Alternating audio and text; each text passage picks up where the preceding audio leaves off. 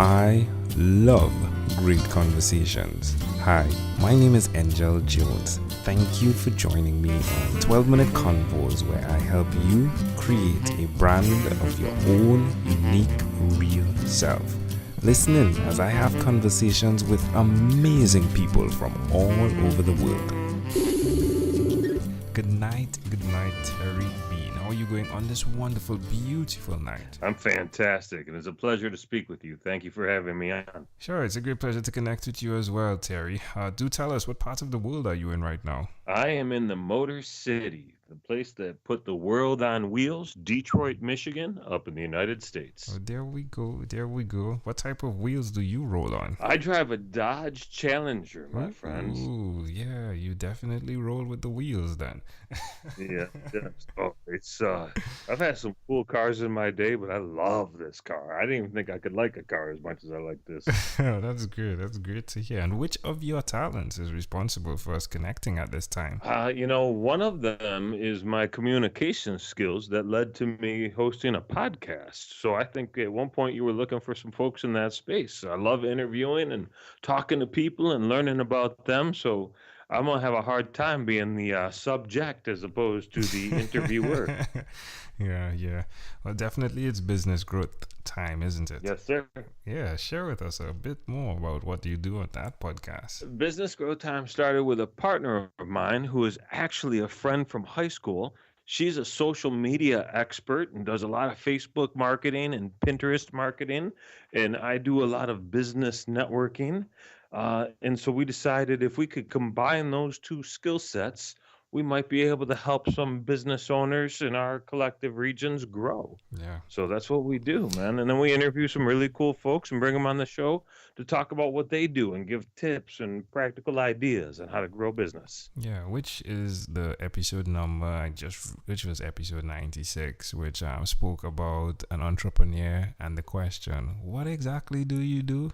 And if someone doesn't know the answer to that, then you're definitely not doing something right. I thought that was pretty intriguing. Loved it tremendously. Like, you all are bringing value, and I love that. I think it's important, man. We live in a world right now where if it's not value first and you're only worried about what you can get as opposed to what you can give, you're not going to be in business for very long, man. There's too many other options, and it's too easy to connect with other people that actually show how much they care before showing how much they know. Hmm, definitely true. So, who did you learn this skill from? Like, where did it activate for you? That's a really good question. Through school, I was going to be a teacher, right? I went to college thinking I was going to be an educator, and I realized how much educators get paid in the United States and decided business would be the only path. But taking the psychology, taking the communications path, and really having an understanding of people uh, put me in a position years ago to put people first. And when I found networking, face to face networking, and connecting and giving and helping other people, that just felt so natural to me. And then early on in my career, I connected with a gentleman named Bob Berg, who has written some amazing books like The Go Giver and Winning Without Halftime. Intimidation. And that really cemented my belief that you can be a really good person and still do really well. I just had to throw in halftime. I mean, I'm not at halftime. Well, technically, I am at halftime, given the statistics of life, right? Life expectancy for males. But halftime is an amazing book by him as well, isn't it? You know what? I haven't picked that one up, so that's Ooh, good to know. yeah. Let me I'm see if glad I'm you like it. let me see if I'm getting this wrong. But halftime was, wow. That book tremendously changed my perspective of life, and it was just expressing that when you are at the age of 50, you're at halftime, and that the value that you've gotten from all that you've collected through experiences, now it's time to really execute in a very strategic way. It's funny. I just had a 47th birthday last week, so I am feeling the same way. It's time to really take what I know, what I've done, focus it, and build something that's legacy worthy, Yeah. right? As opposed to building something for myself, which I've been doing, Yeah. but even my family. But now it's how do you leave a mark that supersedes your life, right? When you're gone, dozen years, several dozen years after you're gone, what's still left of you? And that's what I'm interested in building now. Yeah, me too, my friend. I mean, at this particular age, that is my thing. It's the way I'm seeing things consistently. It's like, okay, how is this going to affect the legacy aspect? And again, yeah, the book is by Bob Buford. I know you're going to enjoy it tremendously. The subtitle being Moving from Success to Significance. Oh, I like that. I like that. But there's a different gentleman, Bob Berg, Oh, Burg. there we okay, yeah, yeah. Yeah, Bob Berg is the guy that's always active on LinkedIn, right? Like he was on the podcast. Yeah, he is amazing as well. Like his memory span is tremendous, right? That's good for you. I've had him come and do presentations in Detroit, and he'll talk to 25 or 30 people before getting on stage. In an hour into the presentation, he'll have anyone he talked to before the meeting stand up, and then he'll call each of them by name. Yeah. An hour later, I'd like, wow, how do you do that? Yeah, yeah, he's amazing. Just as Yes. well as you're amazing. Well, definitely do check out that. My apologies for mixing it up, but at the same time, I'm glad I did because you're going to really love that book. Again, Halftime by Bob Buford. Tell me, Terry, one other thing that you've done consistently over the last 3 years. One thing that I've done over the last 3 years consistently, I have a goal of helping at least three people every single day get connected to whatever it is they seek. Sometimes it's information, sometimes it's people, sometimes it's jobs, sometimes it's clients, whatever the case may be. I'm here to be of service in any way I possibly can. So I people get connected through me, and that is a significant goal and a very rewarding just a rewarding thing to be able to do. How does it make you feel when you do that? It makes me feel like I'm serving my purpose, right? Like I'm doing what I'm supposed to do, and I just it makes me happy, man. Makes me happy. Yeah, suggest to someone out there that's listening why. I mean, there are so many people with huge networks, right? Suggest to them why they should even consider doing what you're doing there by connecting others to others. So I'm a big fan of universal laws. There's two of them that people may not be as familiar with: the law of reciprocity and the law of generosity. Law of reciprocity basically states that as you do well by someone, they are going to go out of their way to reciprocate and do well by you. If I help you do something, you're going to feel indebted to me and go out of your way to help me do something. Law of generosity, very similar, states as you do well by others, the universe is going to reward you for that behavior. So it's actually an act of selfish altruism. You do good knowing that you will receive good in return. I love it.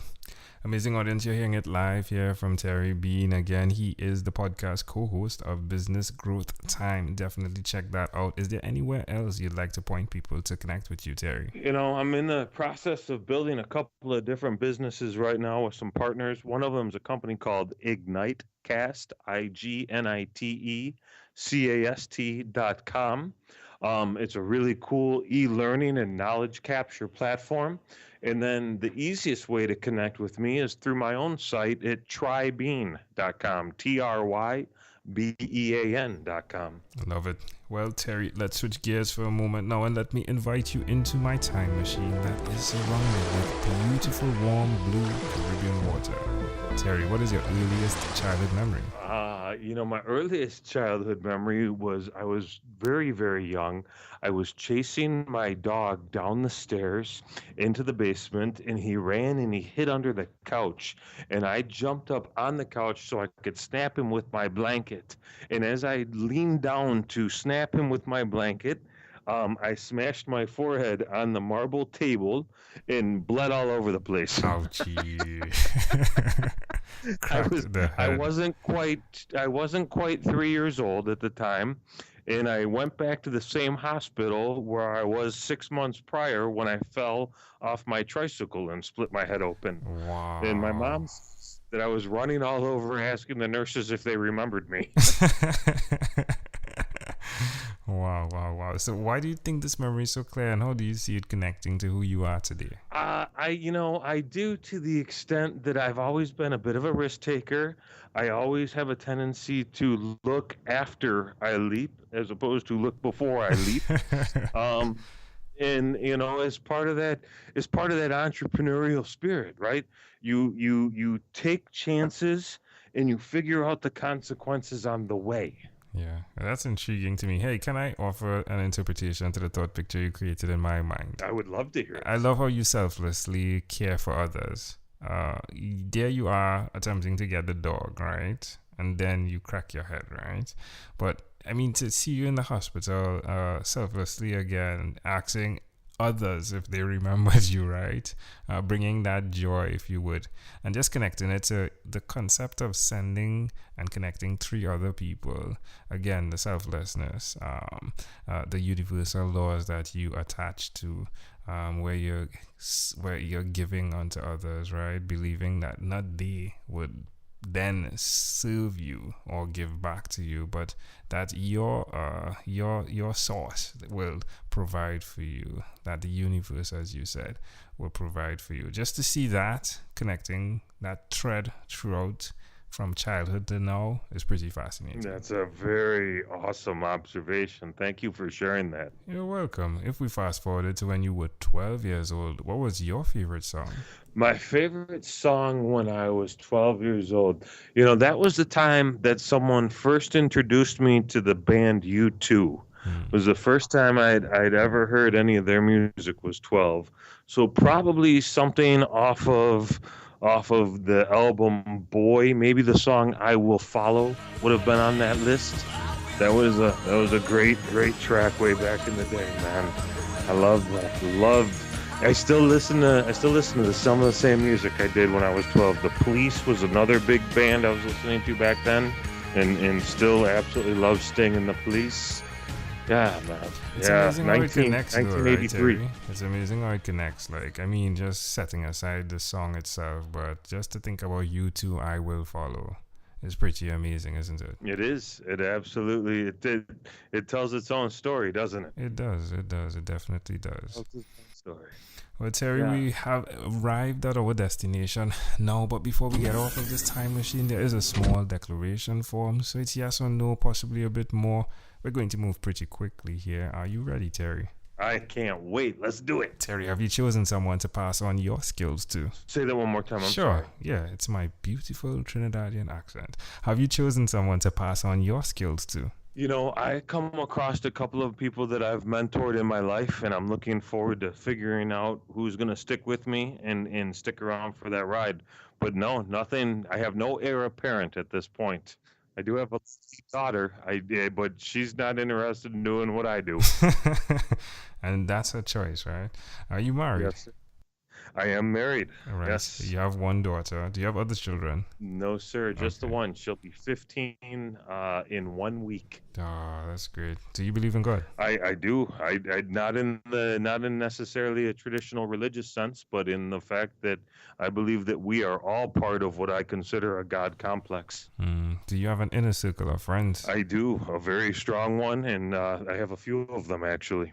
Do you watch TV for more than 3 hours a day? I try not to. I certainly have been guilty of doing that from time to time. Normally, it's if there's football on. And what about screen time, the phone and or the computer? Is it more than 8 or less than 8 hours a day? Oh, I would like to pretend it's not more than 8 hours, but I bet if I added up all the minutes, it's probably very close. Spent a lot of time on social media. I spent a lot of time doing marketing. I spent a lot of time writing. So those things encourage screen time for sure. If you, Terry, had to share with us your own unique real statement, a statement that represents Terry Bean, what would you say that is? That we are all one. We're all part of the same consciousness. And as soon as we understand that, we'll get along so much better as a planet. Love I'm it. all about peace and harmony.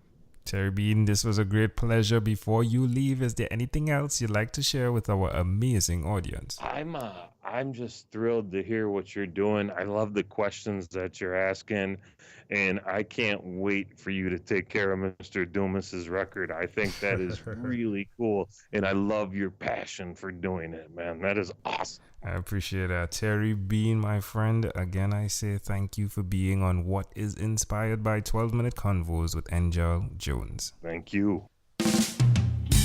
Thank you for being on 12-Minute Convos with Angel Jones. Stay tuned for more from our advertisers. Diabetes is a mountain pandemic. It's a disease that's not acute but chronic. Similar to this rhyming method, I have simplified the definition, the signs and symptoms, and the complications of diabetes for both adults and children in my books, Poems for Patients, A Focus on Diabetes, and The ABCs of Diabetes for Children. These books are available on Amazon.com, and for more information, you can visit my website, poemsbyaj.com. That's poemsbyaj.com.